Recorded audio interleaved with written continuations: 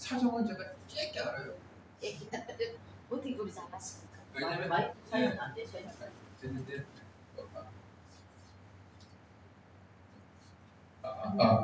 되는데요. 왜 하냐면 제가 기숙사에서 살았던 제 같이 있는 친구가 지금 목사님 됐어요. 마야스 목사님이라고 하나님 동안 같이 살았어요. 그래서 북한의 소식을 잘 많이 들었어요.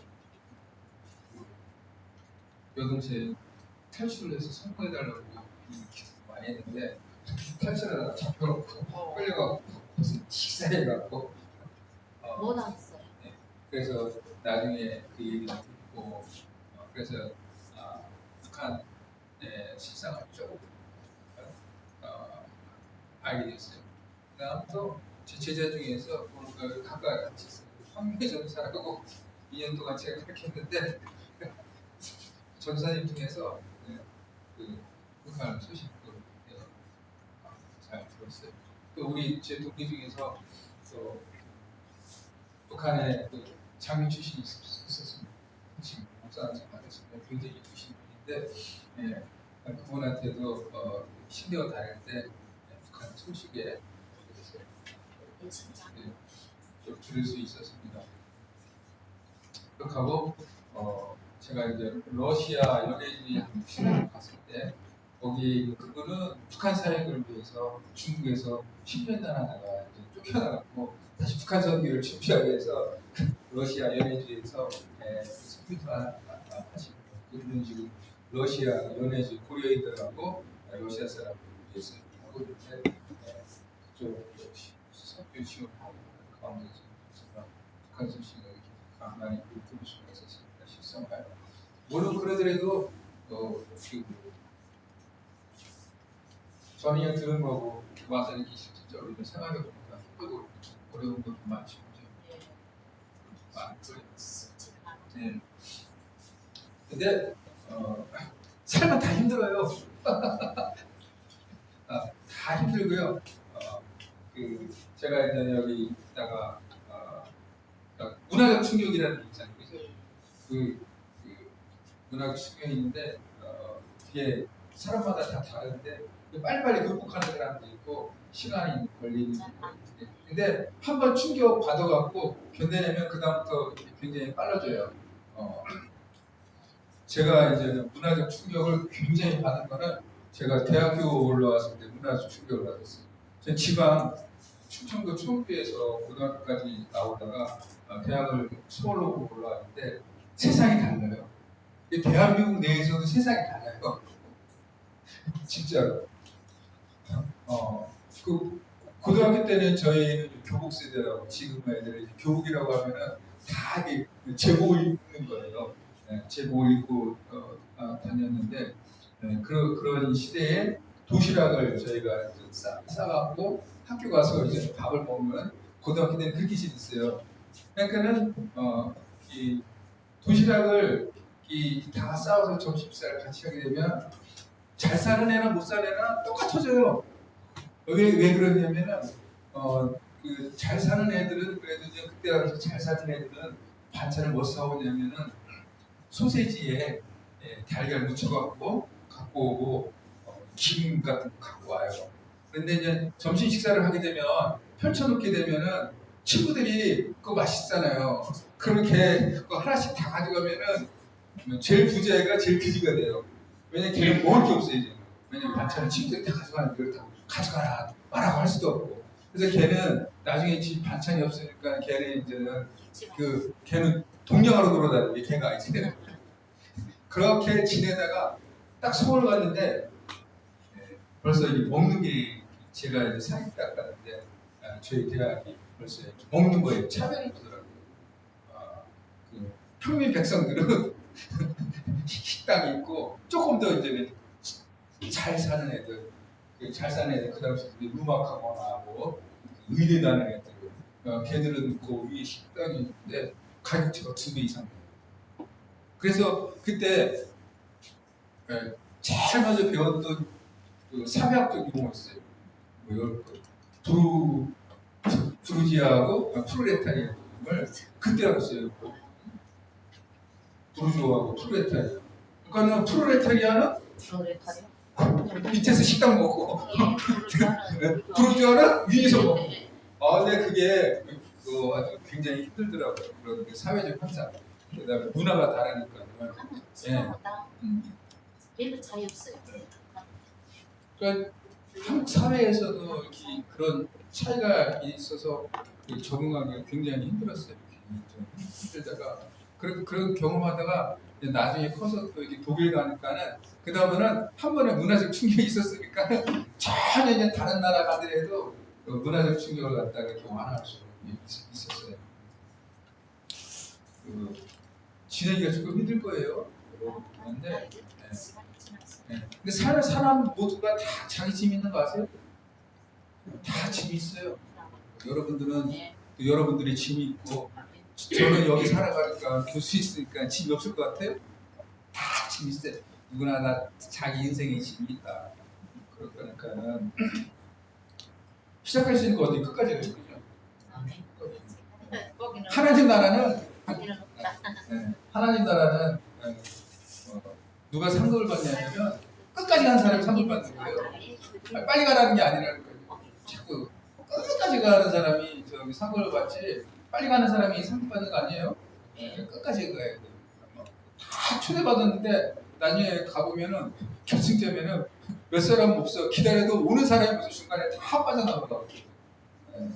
힘들고 어렵게 하더라도 여러분 잘 견디시기 바랍니다. 잘 견디는 방법이 여러 가지가 있는데요. 저는 이제 우리가 이제는 구별됐잖아요. 일단. 그죠? 여러분 저기 신앙에 어렵고 힘든 거, 삶에 힘든 것들은 그 신학하기 전에는 그래도 쏙닥쏙닥 얘기하고 그랬는데 신학 딱 하고 나니까는 그 누구하고 이 많던 얘기할 사람 별로 있겠어요, 없겠어요? 없어요. 거의 없어요.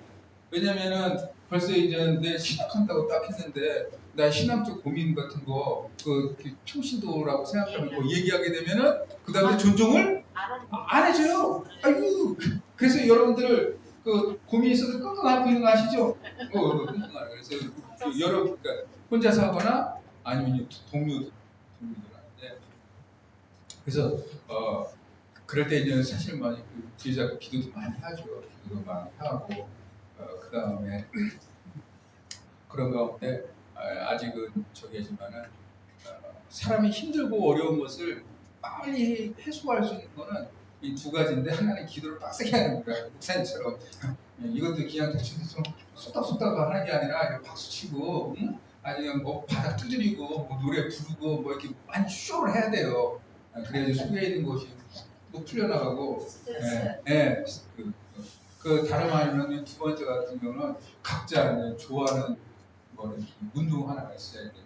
여러분만 조용히 하나님과 교제할 수 있는 그 산책이나 하던 거.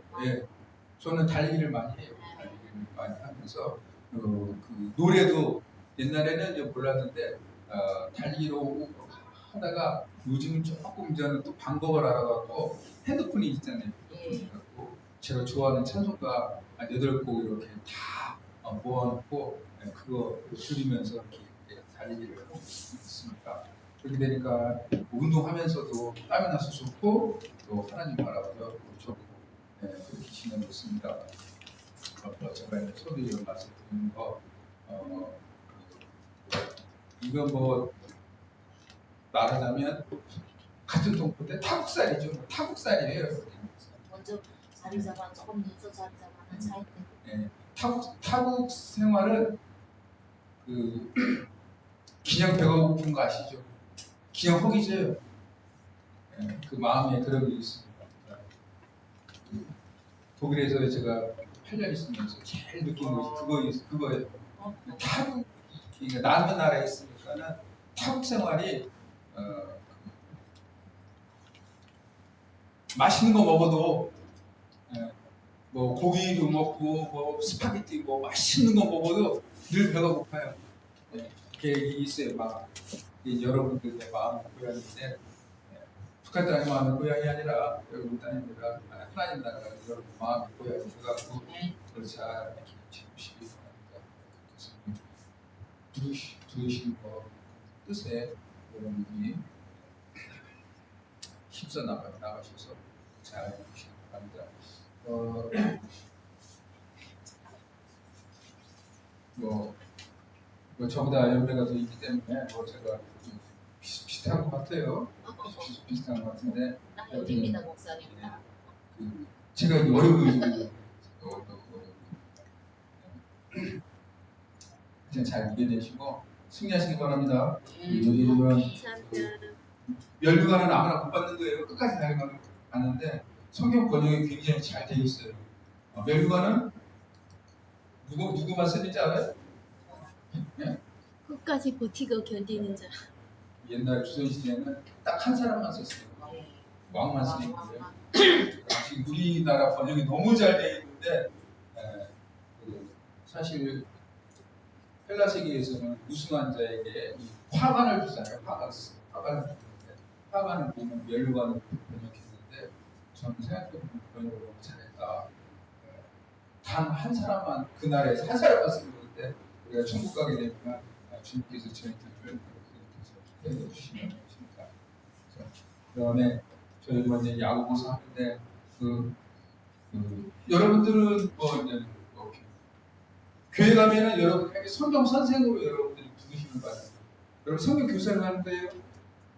성경 교사. 네, 성경 교사. 목사는 가는 성경을 가르치는 거예요. 아니 그저 먹게 되면 대체로 전도사로 네. 가긴 가는데 네.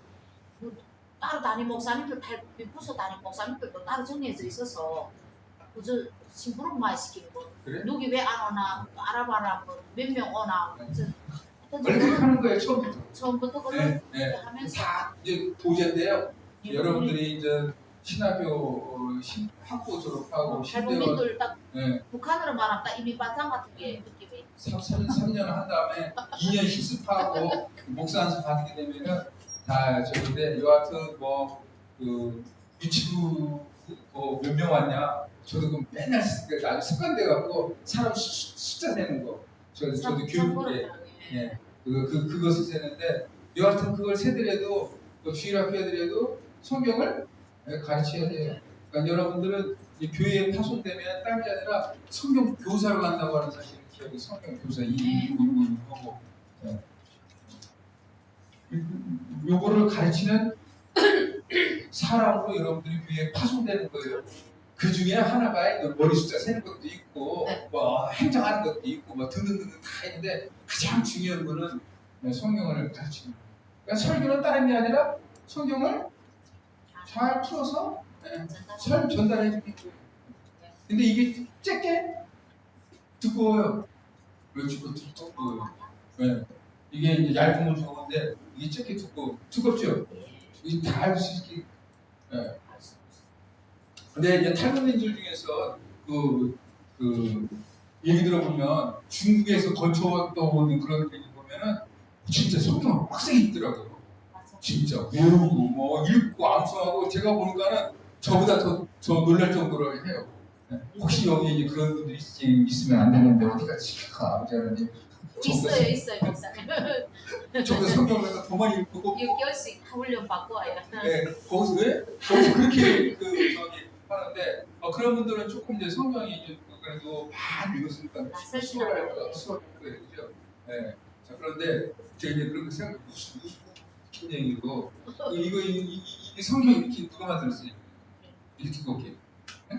이렇게 성령님이 만든 거 아니에요? 성경 두껍게 만들었는데 왜 이렇게 두껍게 만들었는지 알아요? 몰라요. 네? 몰라요.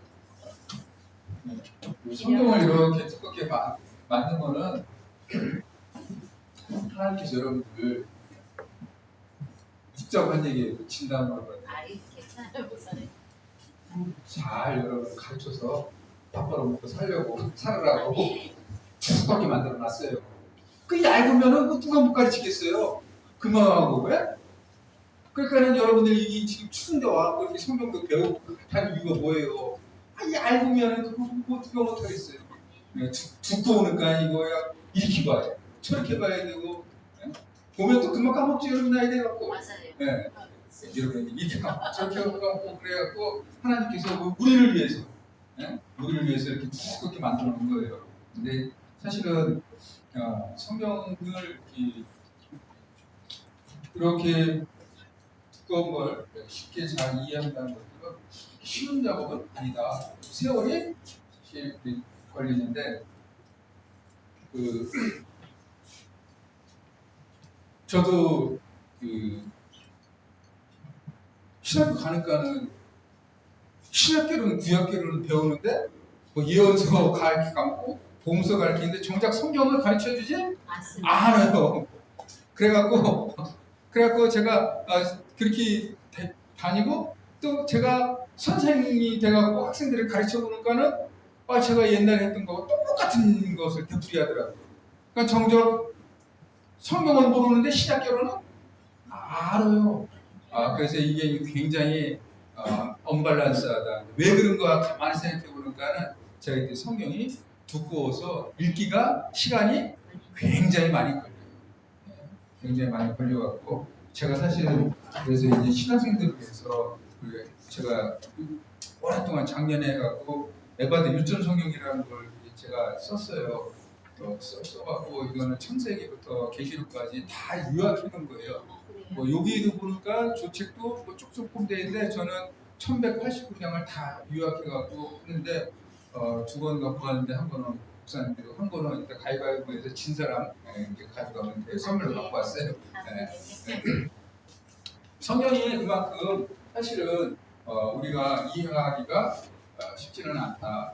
그렇지만 그럼에도 불구하고 우리가 성경 교사로 부르심을 받았으니까 우리는 이것을 해야 되는데 일단 성경 66권을 머릿속에 다 갖고 있어야 돼요. 66권 창세기부터 계시록까지 순서 다 알고 계시죠? 순서 헷갈릴 때도 있어요. 구약은 막 헷갈리죠, 그죠? 네. 이게 여러분 헷갈리면 여기 유치원 7살 그 장신대학교 유치원 나온 애들 7살 애들도 순서는 알아요.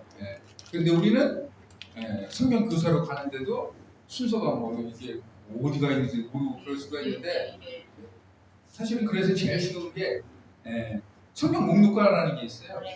노래 그거 갖고 외우면 제일 수월해요. 그거 아세요? 창세기 출애굽기 한번 들어볼까요? 창세기 출애굽기 신명기 여호수아 사사기 룻기 사무엘상하 열왕기상하 역대상하 에스라 느헤미야 에스더 시편 잠언도서 아가 이사야 예레미야 에가 에스겔 다니엘 호세아 요엘 아모스 오바다 요나 미가나 하박국 스바냐 학개 스가랴 말라기 마테마가 누가 사도행전 로마서 고린도 전후 갈라디아서 에베소서 빌립보서 골로새 데살로니가 전후서 전후 디도서 빌레오 기브리야 호소 베드로 전후 요한 1, 2, 3 유다서 요한 계시록 구약 39권이다 신약 27권으로 성경은 66권이라. 이거 저기 유튜브 가면 성경 목록가 있어요. 그래갖고 들으면 되고 사실은 제일 좋은 거는 시험 본문인데 시험 본문만 보는데 제가 이제 학생들 저기 할 때 시험 보는데 다 맞추는 사람이 몇 사람 없어요. 그래서 수업 시간이 계속 하다 보니까는 조금씩 저기 되는데 시험을 보면 금방 외워지는데 그 시험을 여러분 남을 거 아니에요, 그죠? 그렇게 되니까는 아니지. 안 헤어지는 거예요. 내게 되는 게 아니에요.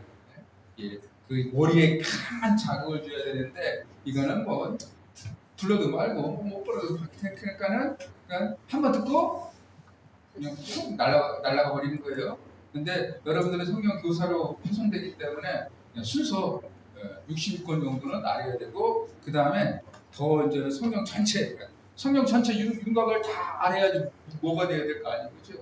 그 다음에 사실은 창세기는 무슨 내용? 딱 한 줄 요약식. 출애굽기는 무슨 내용?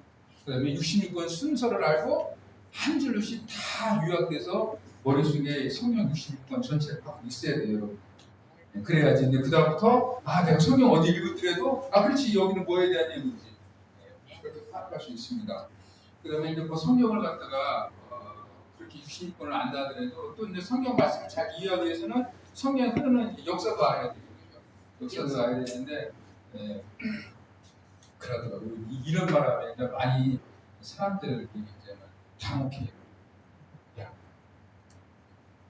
니는 한국 사람이야. 응? 남조선, 북조선 역사도 모르면서 남의 나라 그 역사를 이렇게 하려고 너는 그렇게 잘 쓰냐? 그런 소리 들으면 여러분 어떻게 되겠어요? 맞는 거? 같아요. 그렇지. 내가 우리나라 역사를 모르는데 이거 지금 2000년 전 지금부터 기원전 마냥 한 2000년 전에 아브라함 이야기를 알아서 뭐해? 우리나라 그 기원 2000년 전에 무슨 시대겠어요? 사단아 물러가라. 네, 참. 근데 사실은 이거 여러분이 그런 얘기하게 되면 되게 많은 사람들이 당혹해하더라고요. 당혹한 게 아니라 하나님은 우리가 지금 유대의 역사를 알아야 되는 이유는 그래서 하나님께서는 유대 민족이라고 하는 그러니까 유대 역사는 굉장히 특수한 역사면서 보편적 역사예요. 네? 하나님께서 우리를 사랑하시는 거를 아브라함을 선택해서 보여주셨단 말이에요. 그러니까 유대의 역사는 그래 맞아, 네 말이 맞긴 맞아. 그렇지만 우리가 구약의 그런 구약 신약의 역사를 배우는 이것은 하나님이 우리를 사랑하는 것을 우리가 알기 위해서 배우는 거야. 유대 역사는 매우 유대인들의 역사야. 또 맞아, 특별해. 그렇지만 거기에는 하나님의 보편적인 뜻이 담겨져 있어. 우리를 사랑하는 거. 그래서 우리가 배우는 거야. 예. 그렇게 여러분들 이해하시고 이 성경의 역사를 갖다가 한쪽으로 잘 이해하셔야지. 내가 지금 배우는 게 어느 시대, 어디에 해당되는가 머릿속에 인식돼야지 그 다음에 책을 읽어도 이해가 더 쉽게 다가옵니다. 구약은 39권, 신약은 27권인데 딱 생각을 하면 성경 66권이면 여러분 66권에 관계되는 게 뭐가 있을까요? 66장으로 되어 있는 거. 39, 27. 네? 이 66권으로 딱 66장 뭐가 있을까요?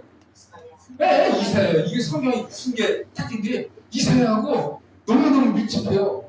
이사야에 보면은 사실은 임마누엘 이야기도 있고 고난받는 종도 이야기가 있고 사랑과 사랑도 있고 사실 이사야의 신학사상이 우리 신약의 반영인데 66장이에요. 이사야.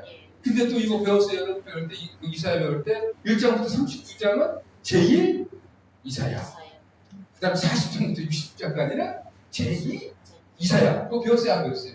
안 배웠어요? 배웠는데 그거는 뭐라니까 참. 그래서 39권이에요. 구약은. 66장에서 39권부터 나머지 27장은 신약이에요. 그래서 구약 39권, 신약 27권이죠. 네. 그 다음에 이제는 그럼 39권, 27권이 이제 문학적 장르로 나눠보게 되면은 여기 보면은 모세오경, 역사서, 성문서, 예언서 이렇게 39권을 카테고리로 분류하게 되어 있습니다. 모세오경이 여러분이 잘 아시다시피 창세기, 출애굽기, 레위기, 민수기, 시편. 그 다음에 역사서로 가면은 요서부터 시작해서 쭉 해서 에스라, 느헤미야, 에스더. 그 다음 성문서. 이 성문서라고 하면 떡게는 여기서는 표현 자체가 운문체로 되어 있어요. 운문. 시가 되어 있다고 생각해요. 보시면 판소리라고 생각해요. 리듬이 있다고 생각해요. 욥기, 시편, 잠언, 전도, 아가서. 5개. 그 다음에 예언서. 대소가 있는데요. 그거는 큰 예언자 전제자, 그러니까 양이 많은 걸 갖다가 대라고 하고 양이 적은 걸 갖다가 소라고 해요. 이사야, 예레미야가 에스겔, 다니엘. 그 다음에 소 예언서 12개 있어요. 근데 사실은 우리가 이 역사서까지는 거의 이 뭐냐면은 연대적 순으로 쭉 따라왔어요. 예. 그 에스더 이야기를 사실 뭐냐면 느헤미야보다 조금 앞서지만 그래도 거의 뭐냐면은 역사적 신대대로 쭉 따라왔어요. 예. 그래서 쭉 읽으면 돼요. 예? 그 다음에 여기 이게 성문서는 이거는 이제는 특별히 시간문화 형태로서 5번 보고 그 다음에 갑자기 예언서로 툭 들어가는 거는 이사야가 탁 나와. 그러니까는 이때부터는 어떻게 되냐면 이게 도대체 어느 시대에 말하는 거야. 그래서 이제 어떤 책 보면은 그 열왕기 상하, 역대 상하의 책을 갖고 그 남북 왕조의 시대의 예언자를 다 집어넣고 별한 것들도 있어요. 사실 그게 더 정확할 수도 있어요. 근데 여기서부터는 여러분들이 기억해야 될 거는 이사야, 예레미야, 에스겔, 다니엘인데 이것도 거의 비슷한 순서지만은 다니엘이 시대적으로 조금 더 앞서요. 여기는 1차 부, 여기는 2차 부예요. 네. 여러분들이 헷갈리는 거는 여기 소예언서예요. 소예언서. 12명이 나왔는데 이 12명이 또 연대선으로 쭉 되어 있으면 우리가 읽기는 수월할 것 같은데 또 그렇지도 않아요. 이게. 네? 호세아부터 요엘부터 쭉 해서 이게 지금 순서대로 이렇게 배열되어 있지는 않아요. 그래서 여기서 오니까 헷갈린단 말이에요. 뭐 이제 요나 같은 경우가 제일 먼저 쓰여진 낯선 인물이지만은 아모스, 호세아는 거의 비슷하지. 어떤 사람은 뭐 요엘이고 뭐 저기 했지만은 무엇이든 뭐 요나, 아모스, 호세아, 요엘, 오바댜 이 순서대로 쭉 됐고 여기 보면 나중에 미가, 나움, 하박국, 스바냐, 학개스가랴, 말라기 순서대로 쭉 가 있어요.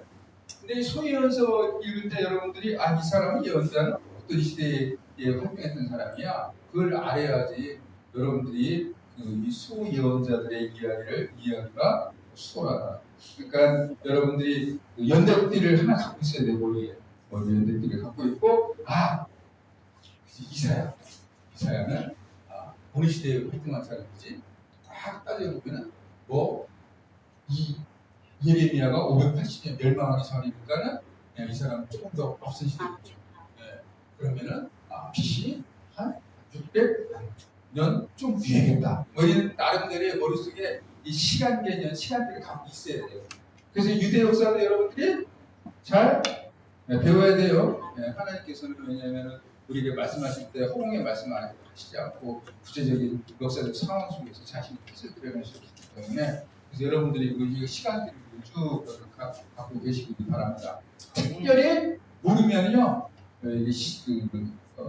책 볼 때 모르게 되면 역사 띠를 잡고 또 이 예언자는 어느 시대일 거야 그 정도 인식하면서 성경책을 보는 것들이 굉장히 여러분 도움이 된다.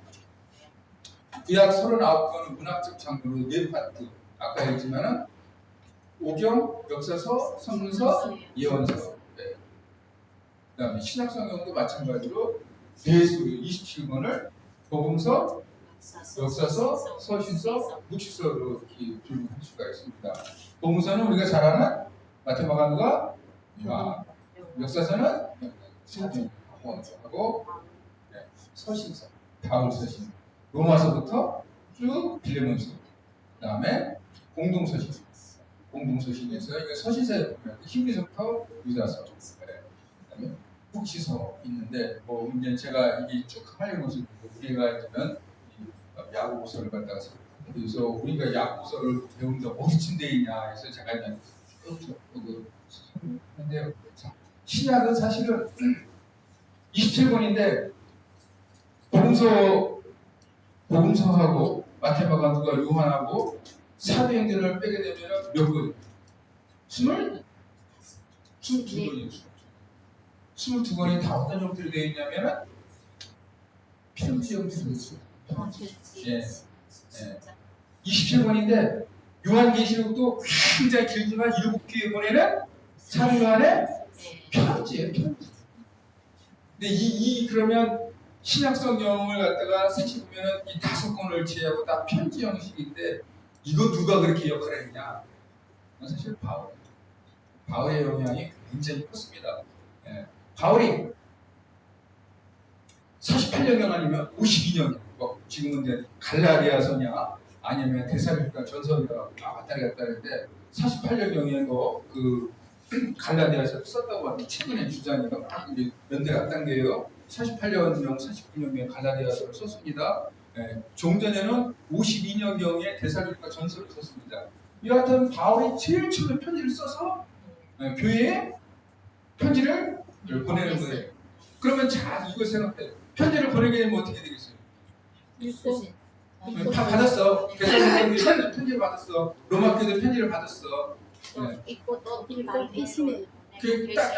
그러면 이제 읽고 나서 딴 데로 보내? 자, 여러분 한번 자 중요한 건 받으면 읽기? 읽고 다 읽어요. 읽어주는데 그러면 그냥 빨리 보내 편지를 딱 여기에요? 읽고 또 보내라고 또 보내고 바울은 돌리라고 회신하라고 여러분 보냈죠. 필사하잖아요. 그 중에서 글 쓰는 사람이 글쟁이가 하나 있어요. 그러면 이 편지를 갖고 싶으니까 빨리 써갖고 이쪽 쓴 거를 이쪽 보내주죠. 자 그런데 이제는 한 가지 큰 구조가 있어요. 구약하고 신약하고 큰 차이가 있는 게 뭐냐면은 구약은 이 사본이 이렇게 많다는데 그러니까 이문이라고 하면은 이 절에 대해서 다르게 쓴 것들이 구약은 그렇게 많지 않아요. 근데 신약은 이분이 많아요. 왜냐면 구약은 전문 필사가들이 필사를 했어요. 그게 랍비들이에요. 랍비들이 전문 필사를 했기 때문에 1.1획도 흐트리지 않기 위해서 필사를 갖다 하고 했단 말이에요. 근데 신약은 이거는 그냥 전문 필사가 아니라 그 중에서 교회에서 글을 읽은 사람이 편지를 받았으니까 편지를 빨리 뺏기고 옆 교회를 보내줘야 돼. 근데 편지를 뺏길 때 그대로 뺏기면 좋은데 여러분 여러분들은 뭐 하나님 말씀하면 그대로 들어요?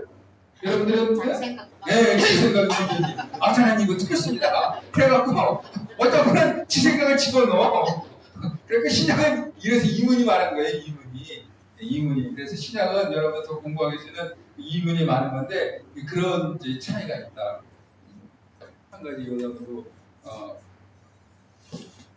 사회사본이 발견됐을 때 일반적으로 먼저 공표하지 않았어요. 대중들에게 학자들만 먼저 갔단 말이에요.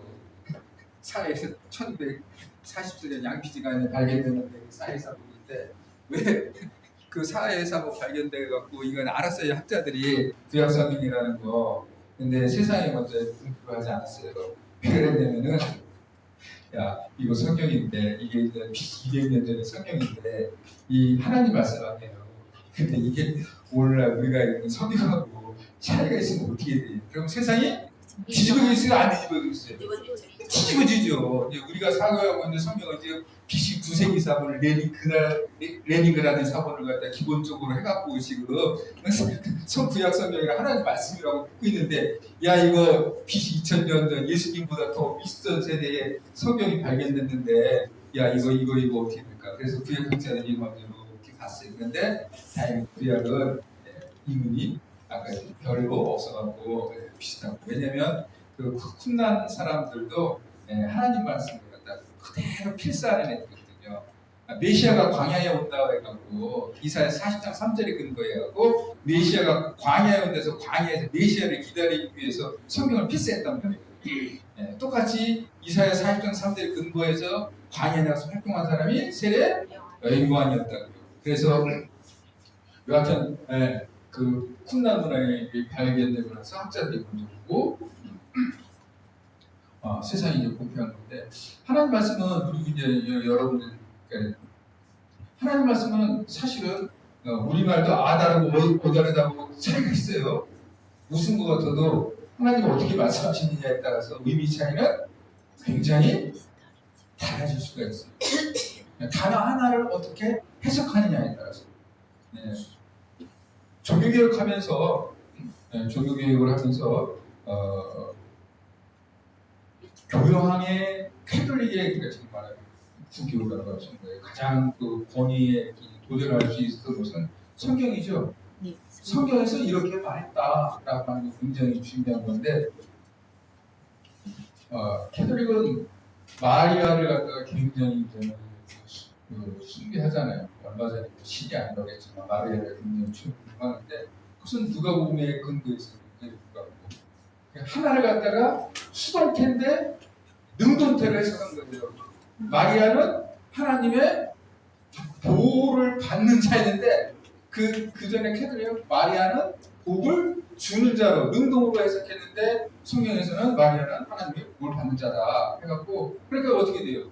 복을 주는 자하고 복을 받는 자하고 의미 차이는 굉장히 크죠. 하나는 능동태로 해석하냐 수동태로 해석하냐 차이가 있어요. 자 여하튼 바울이 편지를 쓰게 되면 지금 아마 바울이 편지를 썼어요. 편지를 써서 이제 로마 교회도 보내고 뭐 데살로니가 교회도 보내는데 지금은 그렇게 된 것 같아요. 초기 교회부터 그러니까 지금 이제 신약 성경이 27권인데 22권이 다 서신은 편지 형식 아니에요. 긴 편지예요. 로마서 같은 건 긴 편지, 로마 교회 편지인데 그러면은 바울뿐만 아니라 우리가 이제 배우러 공동서신에 그 지금 야고보, 베드로 다 편지 형식이란 말이에요. 그러니까 편지 형식이 신약성서의 모든 기자들의 영향을 주는 건데 그러면 이 사람들이 바울 소식을 읽었을 거 아니었을까? 야고보서부터 읽었을? 그렇게 읽었을 것 같아요. 그럼 어떻게 됐을 것 같아요? 한번 생각을 해봐요. 그냥 바울이 로마 교회에 편지를 보냈습니다. 데살로니가 교회에 보냈습니다. 빌립보 교회에 편지를 보냈습니다. 그 편지를 갖다 보내잖아요. 네? 그러면 로마 교회 편지를 받고 데살로니가 교회 편지를 받고 저 빌립보 교회 빌레몬 편지를 이게 다 받았는데 그러면은 오늘날 지금 27권에 지금 편지가 있잖아요. 네? 그럼 어떻게 되겠어요? 누군가가 회랑 누가 똑같이 이걸 갖고 있었겠어요? 지금 여러분이 이렇게 생각하면 돼요. 여러분이 마음의 방이 많아갖고 마음의 방이 많아요. 여기는 KC, 여기는 MC, CC에게 편지를 다 보냈어. 러브레터를 보냈는데 저 제주도에 있는 제가 좋아하는 영숙이한테 편지를 보냈는데 또 저 경남에 있는 누구한테 편지를 보냈는데 다 수집되어 있다 그러면 누군가가 걸린 거예요. 누군가가 편지를 걸린 거. 수집했을 거 아니에요. 수집. 네, 네. 그 제가 이제 영숙이한테 이 부산의 영숙이 저기 뭐냐면은 제주도의 미숙이 다 이렇게 마음의 방이 넓어갖고 편지를 보냈는데 누군가가 편지를 다 갖고 있다 그러면 누군가가 수집을 근데 누가 했겠어요 그거를? 수신자분 한 사람? 아마도 바울이 편지를 보내면서 바울은 하나의 필사본을 갖고 있었을 것이다. 그래서 초기 교회부터 일곱 편의 편지가 있었다. 그래서 그 편지 모음집이 있었으니까는 이게 뭐 들렸다 말다 하죠. 이게 나는 이야기 이해 안 하는 게 나아요. 자, 아니 괜찮습니다. 아니 괜찮습니다. 제가 목소리가 좋아갖고요. 다 들리죠? 예. 네. 진짜 못 네. 들어요. 7권의 편지를 바울이 같이 쓰면서 수집했다. 이거는 바울. 아마 아니면은 바울과 같이 더불어 선교 활동했던 바울 학파예요. 바울 서클 라인. 바울 학파 애들이 편지를 갖고 있었다. 이것이 7편의 편지가 돌아다니면서 사람들에게 읽혀갖고 그러니까 7편을 갖고 있는 거예요. 바울이. 그러니까 이 7편을 갖고 있으니까 저쪽 교회도 또 가서 읽으니까 또 거기도 원래는 또 7편을 빡 쓰게갖고 그래서 초기에 지금 많은 그 야고보, 베드로 등등도 이 바울 서신을 읽어갖고 나도 그러면 저쪽 교회에 있을 때 어떻게 뭐를 문제 있으면 보내야 되면 어떤 형태를 할까? 아, 편지 형식을 사용해. 편지 형식. 이건 바울의 영향이 크다. 그래서 이제 여러분들이 이제 바울 사진 보면은 진짜 7편의 이 바울 편지, 아마 바울의 제자에서 6편 이렇게 나누는데, 여하튼 13편은 바울 서신이에요. 바울 서신인데, 기본적으로는, 문서적으로는 제일 먼저 쓰여진 것이, 갈라디아서. 뭐 갈라디아서든지, 데살로니가 전서든지, 52년. 자, 이런 형태 가운데, 문서상으로, 그러니까, 문서상으로는 제일 먼저 나타나는 것이 바울 서신이에요. 그래서 어떤 신학계를 책 보면은 이 사람들은 복음서에 예수의 이야기가 제일 먼저 안 나오고 바울 서신을 갖다가 딱 갖고 갖다 놔. 그러면 여러분들은 약간 좀 충격을 먹잖아요, 그죠? 예수의 이야기가 먼저 나와요. 왜 이 바울 이야기가 나와? 이 사람은 문헌이 탄생된 순서에 우선적이에요. 근데 우리는 복음서는 대개 몇 년도에 이게 복음서가 이제 쓰여졌다고 얘기해요. 초대교회들이니까 우리가 4세기 그다음에 6세기 그때 예수가 돌아가고 돌아가시고 나서 약 2, 30년 정도? 예수님 40년 지난 다음에 예. 그때까지 예수님께서 돌아가신 다음에 약 30, 40년 정도 지나고 나는데 마가복음 기점으로 마가복음이 제일 먼저 70년 그 다음에 대개 이제 80년, 90년 어간 사이에 복음서가 나타나는데 예수의 이야기지만은 기록된 것은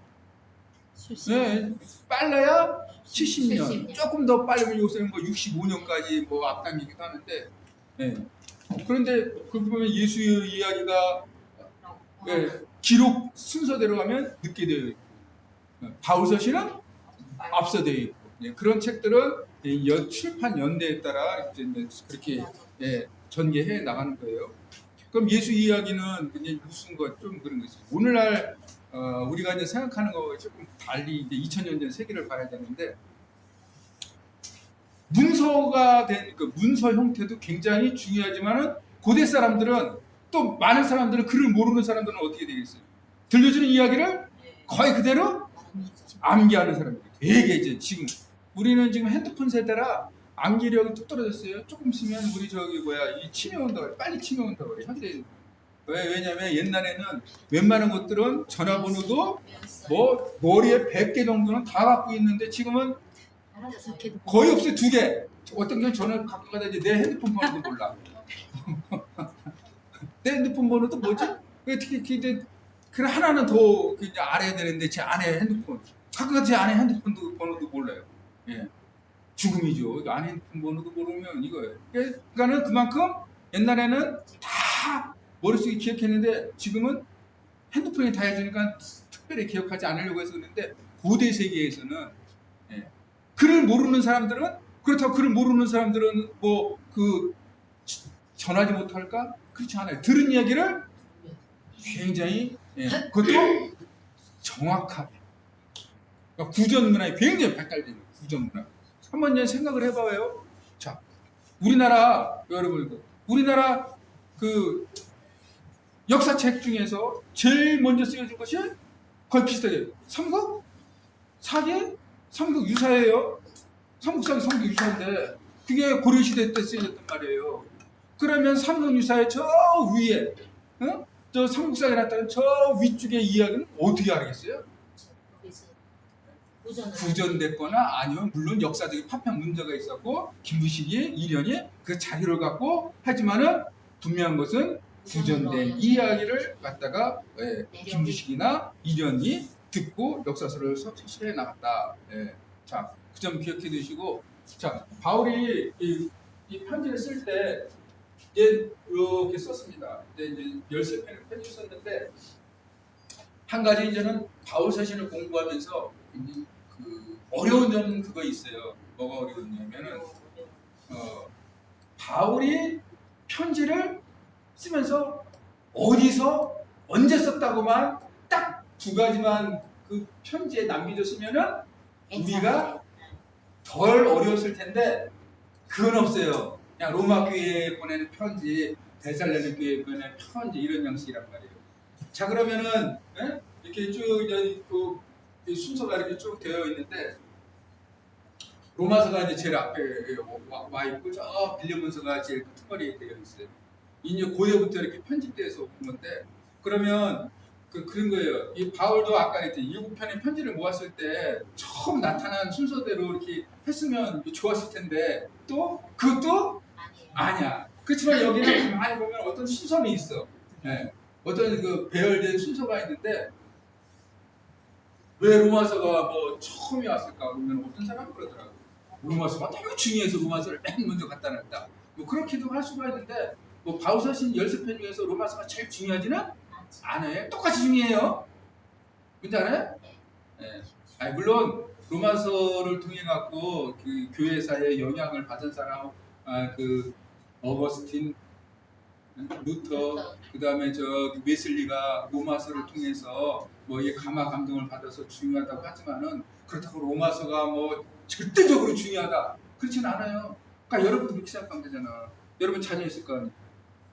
누가 제일 이뻐요? 조금 예쁜 게 있죠. 네, 이쁜 거인데 용돈 많이 준 애가 이쁠 거 아니야. 그런데 나중에 기억나는 거는 속 바가지 쓴 애가 더그 자식 사랑하잖아요. 그러니까 이런 질문. 바울서신 중에서 로마서가 제일 중요합니다 말하는 게 굉장히 허브가 있다. 성경 66권 이게 2단이 그거예요. 지금 저 신천지애들이 왜 2단이면 성경 66권 중에 요한계시록이 제일 중요하대. 그건 굉장히 위험한 거예요. 성경 66권 중에서 제일 중요하다고 질문 던지는 것 자체가 굉장히 위험한 질문이고 성경 66권 중에서 중요한 것이 다 우리한테 중요하다. 그렇잖아요. 창세기의 창조얘기 왜안 중요해? 창조얘기가 없으면 저거 이단들은 이단들은 하나의 특정한 문서를 끄집어내서 그걸 강요하고 그걸 막 그게 전체라고 하는 것들은 굉장히 조심스럽게 살펴봐야 돼요. 고기가 돼지고기 소고기도 있지만 소고기가 좀 맛있긴 맛있잖아요, 그죠? 그렇다고 해서 소고기만 먹겠어요? 아니에요. 여러분들이 좋아하는 음식 중에서 그거 뭐 편식하게 되면 어떻게 되는지 알아요? 편식하게 되면 영양 발달이 골고루 가지 않아갖고 여러분들 영양실조 걸려요. 사실. 그래서 성경은 66권이 다 중요합니다. 다 중요한데 그러면은 이렇게 뭐 로마서부터 쭉 어떤 형태로 어떤 형식으로 이렇게 배열됐을까? 아마 그냥 교회에 보내는 거예요.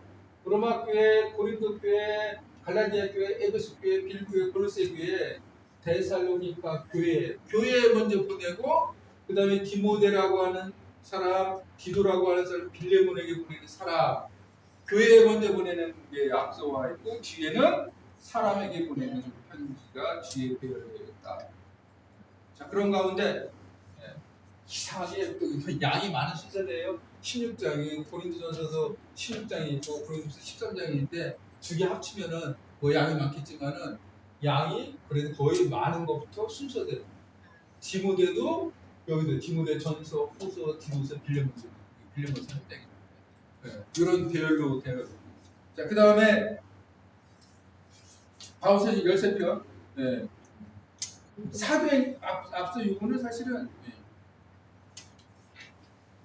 마태, 마가, 누가, 요한복음은 사도행전이 있죠. 그리고 잘 알잖아. 누가가 일부로 누가복음 썼고 2부가 사도행. 누가 작품이에요. 근데 원래 누가가 썼을 때 누가 쓰고 사도행전 연대했었는데 그럼 같이 붙여놔야 되는데 지금 누가 가운데 들어왔어요? 요한이 들어왔잖아요.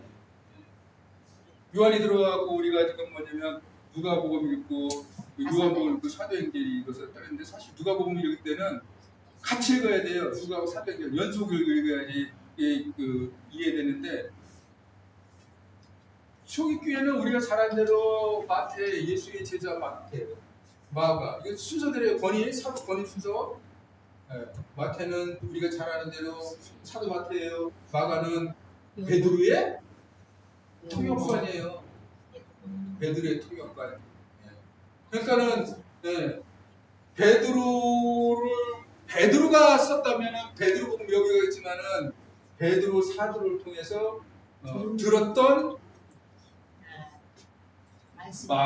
말씀. 누가는 누가하고 활동했다고 생각해 보시면 우사는 누가를 알고 있어. 누가하고 지금 활동했어요? 누가 같이 활동했어요? 바울하고 같이 활동했으니까는 베드로하고 네, 바울하고 사도행전. 누가 권위가 더 높겠어요? 사도행전 예. 아무래도 베드로가 그 권위가 더 높겠죠. 베드로. 순서가 어떻게 되는 거예요? 네, 베드로 먼저. 제자, 예수의 제자, 예수님의 제자로던 말씀을 들은 자, 그 다음에 자신이 사도라고 칭하는 바울과 동역했던 누가. 누가? 네. 아, 이렇게 순서가 되어 있는데 요한복음은 아니 요한복음 사도 요한이라고 썼는데 그러면 이 마태 앞에 오거나 뒤가 와야 되는 왜 이게 뒤로 갔습니까? 건강. 요한복음은 사실은 굉장히 중요한 문헌인데 그거 여러분들도 똑같이 우리 여러분 누구 미워하는데 걔를 좋아하는 사람이 걔 꼴보기 싫어요? 안 보기 좋아요? 거기서 같이 좀 같이 비기 싫잖아. 나눌 이유도 없는데. 그렇죠, 맞아요. 예. 아니 내가 쟤 싫어하는데 누가 쟤를 좋아하면 걔도 아무 이 나도 없는데 꼴비기 싫어. 요한복음은 처음부터 영지주의자들이 너무 좋아했어. 이원론자를 가지고 이제 남의 이단으로 보이게 되는데 얘들이 너무 좋아하니까는 야 저거 사도 요한이 썼는데도 저거 우리가 복음서로 받아들여야 돼 안 받아들여야 돼 고민을 한 거예요 초기부터. 그래서 그렇지 그래서 사도 요한이 썼지 하는데 이제 여기서는 마태 마가 누가가 풀이 딱 잡혀 있는데 복음서 장르니까는 여기 사도행전 사이에 온 거예요. 네, 그래서 누가하고 사도행 사이를 갈라놓은 거예요 요한복음이. 네, 그래서 순서가 이제 그렇게 배열 돼갖고 우리에게 전수 되는 거예요. 자 그런 가운데 우리가 이제 오늘 배워야 될 여기 보면 바울 서신의 공동서신. 공동서신은 이제 바울 서신은 공동서신이라고 하면은 편지를 받는 사람들이 여러 사람이라고 생각합니다. 여러 교회. 아까 이제 대살리는 교회는 대살리는과 지역이 한 교회인데 네, 공동서신은 얘는 편지를 받는 교회가 정해져. 아주 그냥 일반 서신이라고 해요. 한 교회가 아니라 여러 교회가 이제 편지를 받는 거예요. 히브리서 같은 경우는 대표적 히브리 민족 전체적이 아니에요. 히브리 공동체, 히브리 유대인들에게 보내는 한 사람의 특정이 아니라 히브리 유대인들에게 보내는 편지. 사실 그러면서 바울 서신 다음에 이 히브리서 여기가 온 이유가 초기라고 하면은 굉장히 올라가갖고 100년 이후부터 따지면은 히브리서는 바울이 썼는가 안 썼는가에 굉장히 고민이 많은 것이에요. 바울 색채가 나긴 나는데 바울이 썼다고 보기에는 힘들어. 그래서 처음부터 아사미세. 히브리서 전사는 초기부터도 몰라. 근데 바울과는 관련성이 있어. 그래서 바울 사진 끝머리가. 그다음에 봐봐요. 이제 야고보, 베드로, 요한. 왜 어떤 순서냐? 우리가 그냥 이 야고보는 누구예요? 예수의 동생. 예수의? 형제. 예수의 형제, 예수의 친동생이라고 하면 돼요. 베드로 누구예요? 수제자. 예수의 제자. 요한은 수제자. 예수의? 제자. 그러면 이 순서는 어디서 온 걸까? 갈라디아서 보면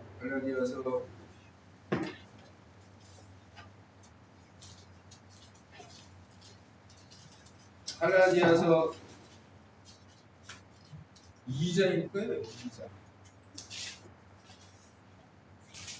2장 9절에 보면은 뭐라고 되어 있냐면 바울이 기둥같이 여기는 야고보, 게바, 요한. 야고보, 게바, 요한이에요. 초기교회 사도행전 여러분 보면 읽어보시면 알겠지만은 사도행전 12장에 베드로가 이제는 예루살렘을 떠나요. 감옥에 갇혔다가 나와갖고 이제 떠난단 말이에요. 그때 교회의 전권을 갖다가 누구한테 맡기냐면은 그게 예수의 동생 야고보예요. 야고보. 그러니까 예수의 친동생이라고 생각하면 돼요. 사실은. 살아생전에는 예수님을 믿지 않았지만은 성령 오순절 성령 감동이고 예수를 받아들이는 가운데 그 다음에 전적인 권한을 갖게 돼요. 베드로하고 같이 권한을 갖겠지만은 베드로가 이제 예루살렘을 떠나버리고 나서 예루살렘 교회를 실질적으로 이끄는 것이 야곱, 주의 형제 야곱이라고 하는 공수. 그래서 건의가 이렇게. 봐봐요, 여러분들 똑같아져. 그 이슬람도 순위파하고 뭐 나눠진 것이 혈족이냐 제자냐. 그래 혈족이 가깝죠. 그리고 유한 순서. 그다음 유다서는 우리가 알다시피 아마 이것도 예수의 동생 유다가 썼다고 생각해서 순서대로 뒤에 갖다 놓고 그다음에 계시록은 맨 뒤에 갖다 놓은 것은 끝에 대한 얘기이기 때문에 끝에 두었다. 사도 요한이 썼다고 생각하죠. 그런 식의 이제 배열이 신약 성경에 되고 우리가 해야 되는 것이 공동서신. 공동서신이라는 뭐 편지를 받는 수신자가 여러 지역이라고 생각하는데 여러 지역. 그래서 우리가 보면은 지금 야고보서는 1절째 예수 그리스도의 종 야곱 흩어져 있는 12지파 흩어져 12지파 생각하면 여러 지역에 말하자면 유대인들이 보낸 편지. 아까 이건 다르잖아요. 데살로니가 교회, 빌립보 교회, 고린도 교회하고는 다르잖아요. 이거는 지역에 있는 교회지만 벌써 이제 일반 서신은 흩어져 있는 쉽게 말하면 12 교회에게 보낸다 생각하면 돼요. 이게 일반 서신. 그럼 사실은 요한계시록도 일반 서신에 포함돼요. 이 7교에 보내는 편지야, 편지. 그렇지만은 내용 자체가 세상의 끝과 관련되어 있기 때문에 묵시록이라고 하는 장르로 우리가 따로 구별해서 신약 성경도 크게 복음서, 역사서, 서신서, 묵시서. 서신서라고 할 때는 아까 앞서 얘기한 바울 서신 또 플러스 공동 서신 다. 그다음에 이제 사실 제가 계시록도 공동 일반 서신이 포함되지만은 워낙 이 장르 자체가 특별해. 그래서 마지막에서 묵시서 줬는데 우리가 오늘 살펴볼 것은 이 야고보서. 자, 근데 뭐 이 저기 야고보. 저자는 저자는 예수의 동생. 일반적으로 야고보 때문에 그러니까는 봐봐요. 우리가 이제 신약 성경 27권인데 27권만 읽겠어요? 딱 27권만 읽겠어요? 또 다른 분은 없겠어요? 또 다른 분은 많이 있어요. 그게 여러분들 말하면은 그 외경이라는 거에 외경이라는 게 있어. 근데 걔들은 왜 27권이 안 들어왔지? 정리해서. 이게 이제 신약 성경이 쭉 오게 되다 보면 이게 있어요. 일단은 가장 중요한 것은 누가 썼느냐? 저작성. 사도가 썼냐 안 썼냐? 굉장히 중요하고. 그다음에 역사성. 어느 교회가 편지를 받은 거야? 그다음에 거기서 중요한 것들이. 그다음에 신앙성. 야 이게 믿음에 도움이 안 돼. 그런 문제. 사실은 이것이 세 가지 근원을 해갖고 27권으로 그러니까 믿음에 도움이 되지 않은 문헌들은 27권에 들어오지 않았어요, 사실은. 그런데 지금 우리가 27권이 있지만은 그 전이라면 100년, 150년경에는 신약 성경 문헌의 정경으로 받아들였다가 떨어져 나간 것들도 있어. 대표적으로 이제 바나바 서신 같은 경우. 바나바는 되게 활동했던 거예요. 근데 그거는 이제 나중에는 바나바가 사도야 아니에요. 사도가 아니죠. 이제 그런 권위에서 나중에 우리가 이제는 27권으로 할 때 결국은 397년에 최종적으로 신약성경 27권이 이게 믿음의 문헌이라고 어거스틴에 의해서 딱 공포된 다음에 지금 27권이 되어 있지만은 그 전까지는 어떤 것이 믿음에 도움이 될까 말까 옥신각신 했다. 그렇지만 최종적으로 이제 아까 얘기했듯이 믿음의 사도성, 역사성, 신앙성을 근거를 갖고 27권의 형태로 공동을 우리에게 전해주는 거예요. 그거는 결국 그러니까는 이 글을 읽으면 우리에게 믿음에 도움이 된다. 그런 의미 있고 여러분께 싶고 자, 한 가지만 더 하고 쉬었다 할 건데요. 그러면 야고보서는 읽고 해야 되는데 나 야고보서는 네, 기본적으로 예수의 동생이 야고보 썼다면은 저작일 거예요. 62년에 쓴 거는 이전에 쓴 건 분명한 것 같아요. 62년 이전에 어떤 뭐 연대를 왜냐면은 야고보가 62년에 죽어. 62년에 죽는단 말이에요. 그러니까 죽기 전에 쓴 거는 분명하겠지. 야고보의 주의 동생 야고보의 별명이 무릎 낙타. 왜 무릎 낙타 됐어요? 기도. 흉내나면데 기도를 진짜 말하고 기도를 많이 하고 이 무릎이 낙타처럼 됐다고 해서 그 별명이 그 무릎 낙타를 갖고 있는 게 이 야고보예요. 기도를 굉장히 많이 한 그런 인물 중에 하나인데 그렇지만은 이 야고보가 누가 죽이냐면은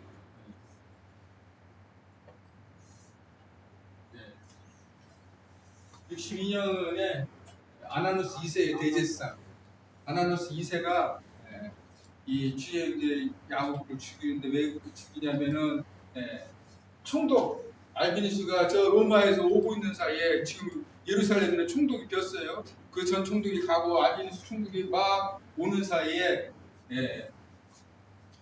허가도 받지 않고 사내들인을 회의를 수입해갖고 야고보를 갖다가 돌로 투석중에 쳐요.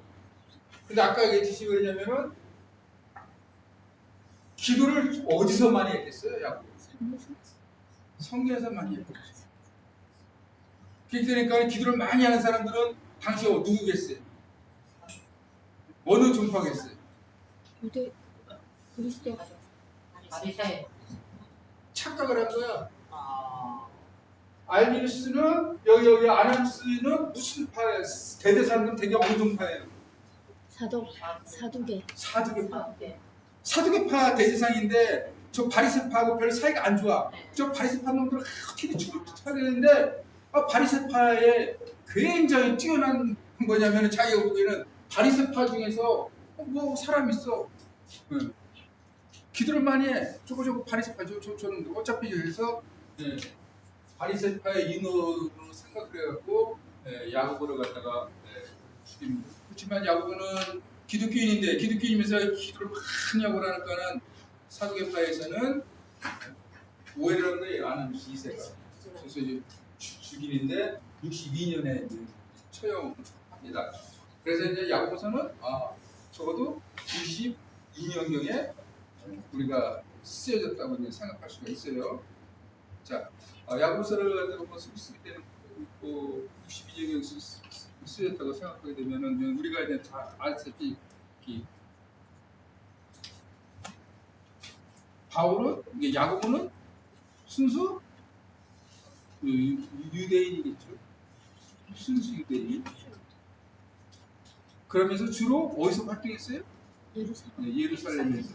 물론 고향은 갈릴리였지만 나중에 예루살렘 사도행전에는 예루살렘에서 예루살렘 교회를 이끌어갔던. 자, 근데 우리가 생각하면 바울도 자신은 순수 유대인이라고 생각하지만은 바울은 어디서 공부해요? 헬라. 네? 가말리엘. 가말리엘에서도 공부하지만은 바울은 벌써 이미 저쪽 시리아의 다소라고 하는 지역에서 벌써 어려서 공부했고 공부했고 바울은 헬라어도 굉장히 말하자면 바울은 유대인이면서도 물먹은 유대인. 야고보는 국내 순수파 이렇게 생각하면 돼요. 같은 유대인인데 한쪽은 외국물을 먹은 바울은 유학파, 야고보는 국내파. 그러면 유학파하고 국내파하고 사이가 생각이 다 똑같을 것 같아, 안 같을 것 같아? 벌써 이제는 버리지. 보고 바라보는 인식 자체가 차이가 있겠어요, 없겠어요? 많아요. 그 여러분들 그거야. 여러분들도 무슨 것 신학을 어디서 배웠냐에 따라서 사고의 틀이 폭이 굉장히 달라요. 다 달라요. 여기 이제 되게 있는 우리 통합 측은 통합을 잘해요. 예, 통합을 잘하고 통합을 잘한다고는 분열이 있는 곳에 우리는 가고 잘 통합을 잘하고 저쪽 그저 얘기 한신계열 하면 한신대계열 한신대계열 그다음에 이제 총신계열 그 신학생이 다 예수를 잘 믿어요. 둘이 만나고 예수 이야기하면은 전혀 다른 예수 이야기를 해요. 대화가 안 돼요. 바라보는 관점이 달라. 그럼 그걸 누가 통합해주냐? 우리가 해주는 거지. 다 알 것 같고 니들 예수도 잘 믿는 거야. 니들도 잘 믿는 거야. 왜 싸우니? 예수를 믿는데 우리는 이제 그런 저기 갖고 있어요. 네. 자 여기까지 하고 쉬었다가 쉬는 거는 10시 수업 봤어요. 자 10시까지 휴식입니다.